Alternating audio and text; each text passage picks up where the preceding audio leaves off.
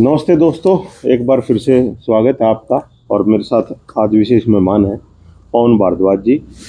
और पवन भारद्वाज जी के बारे में मैं बता दूं कि हम एक साथ पिछले साल जो बर्मिंघम में कॉमनवेल्थ गेम हुए थे, तो हम बर्मिंघम थे एक साथ, तो हमने रिपोर्टिंग की थी। पवन जी, स्वागत है आपका। जी धन्यवाद पंगाल साहब, और सभी दर्शकों का मैं स्वागत करता हूं। नमस्कार। बड़ा मन था पवन जी का कि साथ बैठ के कोई चर्चा करेंगे, और आज एक ऐसा ही मुद्दा आया हुआ है, तो उस पर पवन जी की इच्छा थी कि उस पर मैं कुछ जानकारियां दूंगा और जानकारियां लूंगा। तो बताओ पवन जी, जानकारी जी लोगे कि दोगे? नहीं, देखिए, जानकारी तो हम आपसे लेना चाहेंगे, दर्शक भी थोड़ा सा जानेंगे कि एक कुश्ती फेडरेशन का बड़ा गंभीर मामला चला हुआ है।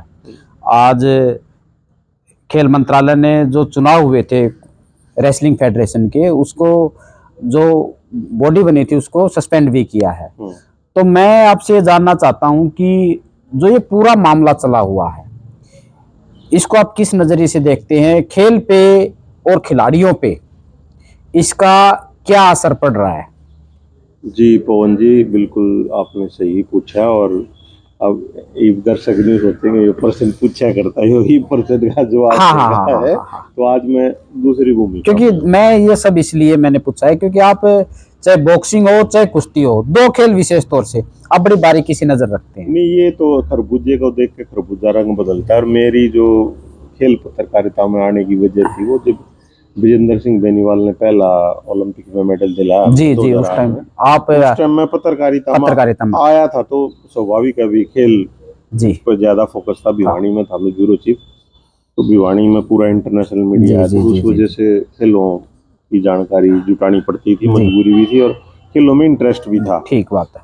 तो जहां तक अभी कुश्ती की बात की जाए, तो आज सुबह से ही जैसे आई खबरें, तो बड़ी कुछ है ना, बारमक खबरें भी आ रही थी कि कुश्ती अब जैसे बर्खास्त कर दिया, थोड़ा सा आपके मुंह से भी निकला कि उसकी पूरी जो बॉडी है, हाँ हाँ हाँ, उसको, हालांकि आपने वर्ड ठीक यूज करा, निलंबन निलंबन हुआ है केवल उसकी एक्टिविटीज पे। काफी चाहेंगे बीच में चाय आ गई, तो चाय के साथ तो अब चाय पे चर्चा हो चाय जाएगी। पे चर्चा हो जाएगी हमारी। तो ये जो अभी नई कमेटी बनी है कुश्ती संघ की, तो उसके कामकाज पे निलंबन कराया खेल मंत्रालय ने।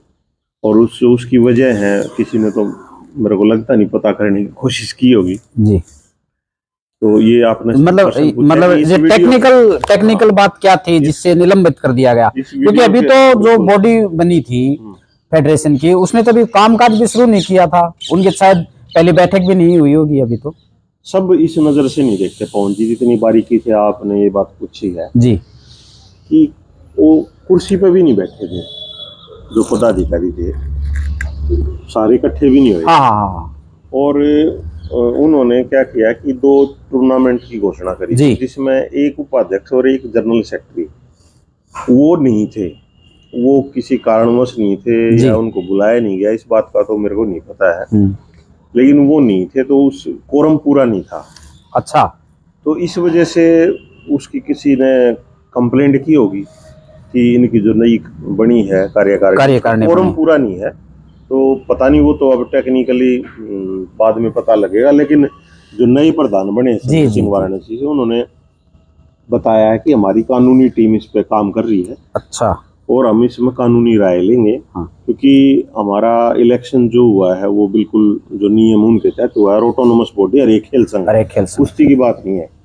लेकिन पवन जी, बात यह है कि खेल संघ के बिना खिलाड़ी का कोई भविष्य नहीं है जी। अब हाँ, यही बात मैं जो है ना आपसे पूछने की कोशिश कर रहा था, क्योंकि देखिए कुश्ती जो है वो मैं मानता हूं कि उसमें अगर कहीं सबसे ज्यादा प्रतिभाएं हैं तो वो हरियाणा में है जी। तो इसलिए स्वाभाविक तौर पे कि सबसे ज्यादा प्रभावित भी हरियाणा के खिलाड़ी होंगे, हरियाणा के पहलवान होंगे। तो मैं जो मेरा मकसद था वो ये जानने का था कि इससे खेल पे क्या प्रभाव पड़ रहा है। दूसरा, जिस तरह से बजरंग पूनिया ने कहा कि उन्होंने अपना पद्मश्री प्रधानमंत्री निवास के सामने रख भी दिया था, और साक्षी ने कहा कि आई क्विट, मैं छोड़ रही हूँ कुश्ती को। तो ये जो सारी पूरा एपिसोड है, इसका मैं पूछना चाहता था आपसे, प्रभाव क्या पड़ रहा है खेल पे और खिलाड़ियों पे? देखो, काफी लंबे समय से हरियाणा के खिलाड़ियों पर बहुत इसका नकारात्मक प्रभाव पड़ रहा है जी। और कुश्ती डिस्टर्ब हो रही है। और क्योंकि हरियाणा राज्य से ज्यादा पहलवान निकलते हैं तो स्वाभाविक बात है कि हरियाणा के राज्य के पहलवानों को दिक्कत होगी। और एक भी पुरुष पहलवान ने अभी तक ओलंपिक कोटा हासिल नहीं कराया। किसी अच्छा, का एक ने भी नहीं किया है। किसी का ध्यान नहीं इस तरफ। ये रोड़े रोड़े पर ध्यान है कि रोड़ा क्यों लग रहा है। एक भी पुरुष पहलवान ने भारत को कोटा नहीं दिलाया है, जबकि केवल 5-6 महीने बाकी हैं ओलंपिक के। तो जून में तो टीम आपने भेजनी है, जुलाई में स्टार्ट तो अप्रैल में मई में 2 क्वालिफायर होने हैं, पहला और दूसरा, जहाँ पे कोटा लेने के लिए भारतीय कुश्ती संघ ने टीम भेजनी है। ठीक है। अगर वो टीम नहीं भेजेगा तो वो कोटा कहाँ से हासिल करेंगे। फिर कोटा हासिल नहीं करेंगे तो हरियाणा प्रदेश एक ऐसा है जो पूरे भारत में सबसे ज्यादा, पूरे वर्ल्ड में कहूंगा, जो कैश अवार्ड देता ओलंपिक में। तो पैसा कैसे मिलेगा, कैसे सम्मान होगा इनका। और हर एक खिलाड़ी का दिन आता है कि वो उसको खेल से संन्यास लेना पड़ता है जी। आप और मैं गवाह थे उस बात के, जब सचिन तेंदुलकर लाली आया था, आपने मेरे को पास अवेलेबल कराए थे, हम स्टेडियम में गए थे। तो सचिन ने खेल का मैच जब संन्यास की घोषणा करी, फिर वो हरियाणा में ही लाड़ी में, इतना बड़ा खिलाड़ी वो, तो हर खिलाड़ी का एक दिन आता है संन्यास लेने का। लेकिन बीच में खिलाड़ी ने नहीं छूटना चाहिए। ये खेल में कहीं नहीं है ये बात। खेल हमें ये नहीं सिखाता कि बीच में क्विट करो। हाँ, हालांकि जो सोनम मलिक है उसने ये जूते खूंटी पे टंगवा दिए थे, उसने कई बार हराया है साक्षी मलिक को कई बार हराया है। सब जाने हैं इस बात में, दाव जय है। अच्छा। वो भी हमारी बेटी है, 19 साल की लड़की थी, सबसे कम उम्र की पूरे ओलंपिक दल में थी वो, टोक्यो में गया जो। और विनेश फोगाट की जगह अंतिम पंगाल ने ले ली है। इकलौती महिला है जिसने भारत को कोटा दिलवाया है। हालांकि कौन जाएगा ओलंपिक में ये तय होगा जून में कि जो अडोक कमेटी होगी या भारतीय कुश्ती संघ होगा, जो भी होगा वो तय करेगा कि ट्रायल से जाएगा या जिसने कोटा दिलाया है ठीक वही जाएगा। तो वो तो तय करेगा कुश्ती संघ। लेकिन एक ही महिला पहलवान ने कोटा दिलाया है, बाकी सारे खाली पड़े हैं, पुरुष खाली पड़े हैं। ये हमारा ध्यान उस बात पर होना चाहिए था कि हमारे मैक्सिमम से पहलवान वहां से कोटा ले, उसके लिए कोटा ले। और उसके लिए कुश्ती संघ बहुत जरूरी था। जो चुनाव हुआ उसमें पदाधिकारी बन के कुछ इनके बजरंग के खेमे के भी हैं, जो रेलवे के अधिकारी हैं, लोचब साहब गंगानगर के गांव से आते हैं, लालगढ़ जाटान से, तो इनके अधिकारी हैं जो जनरल सेक्रेटरी बने हैं, एक उप प्रधान भी बना है। तो ऐसा नहीं है कि इनका संगठन में कोई नहीं है। लेकिन ये दर्शक जरूर सोचते होंगे कि भाई ब्रजभूषण और इनकी पहलवान तो और भी बहुत सारे हैं ना जिनका भविष्य दांव पे लगा हुआ है, उनकी कौन सोचेगा।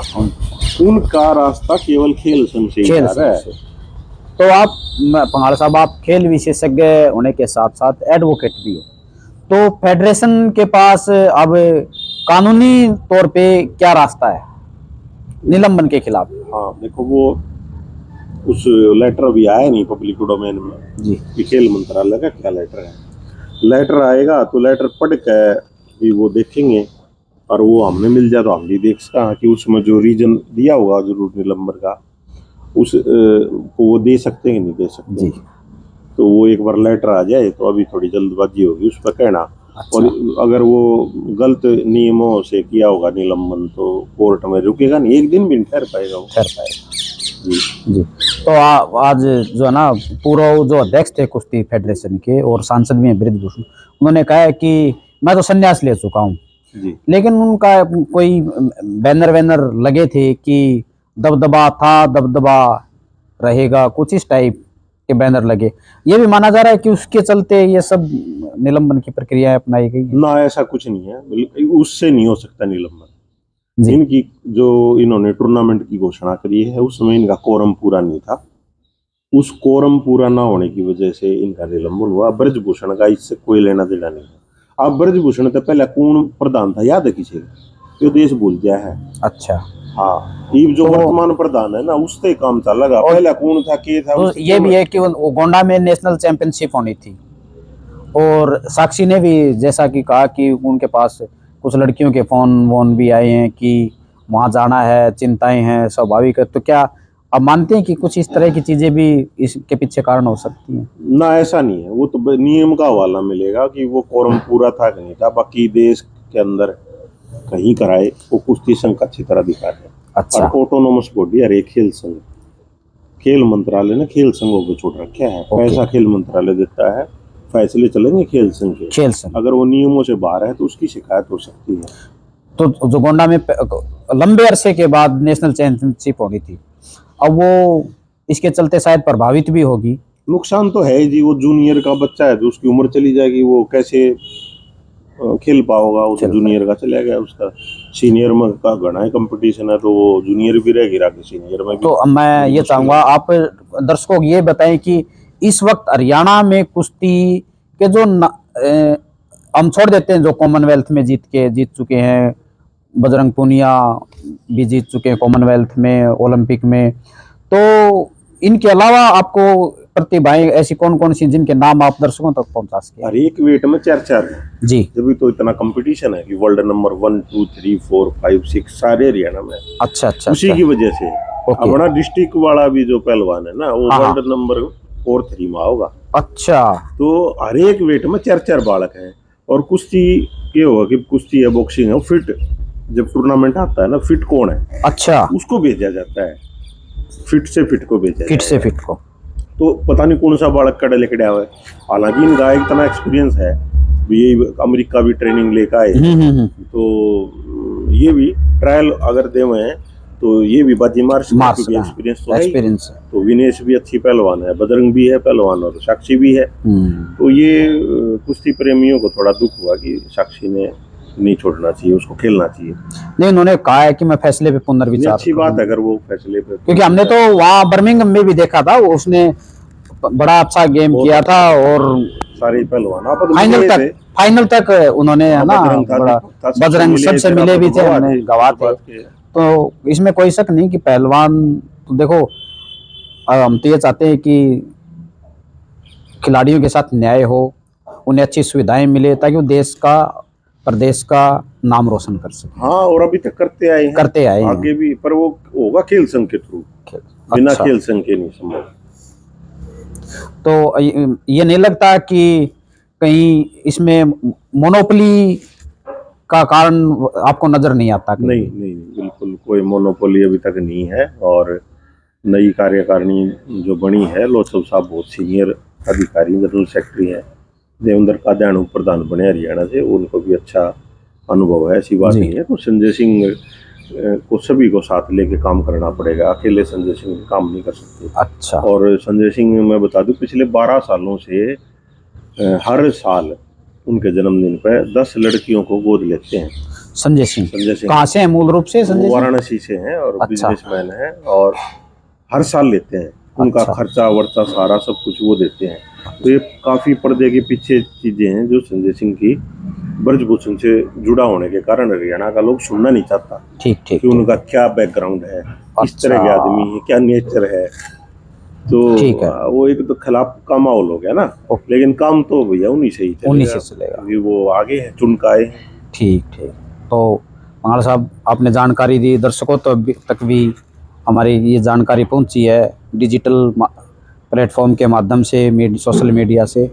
तो हम उम्मीद करते हैं कि दर्शक जो ये पूरा घटनाक्रम है, क्योंकि हरियाणा के जो लोग हैं वो पंगाल साहब बड़ी बारीकी, भावुक भी और बारीकी से खेल पे विशेष ध्यान रखते हैं। बॉक्सिंग और कुश्ती पे उनकी नजरें ज्यादा रहती हैं, थोड़े भावना में बह जाते हैं। हाँ, तो उन पंगाल साहब ने जानकारी दी उनको, और धन्यवाद पंगाल साहब, आपने मुझे भी अवसर दिया, क्योंकि मेरे ख्याल से बर्मिंघम के बाद मैं पहली बार इलेक्ट्रॉनिक पे बैठा हूँ।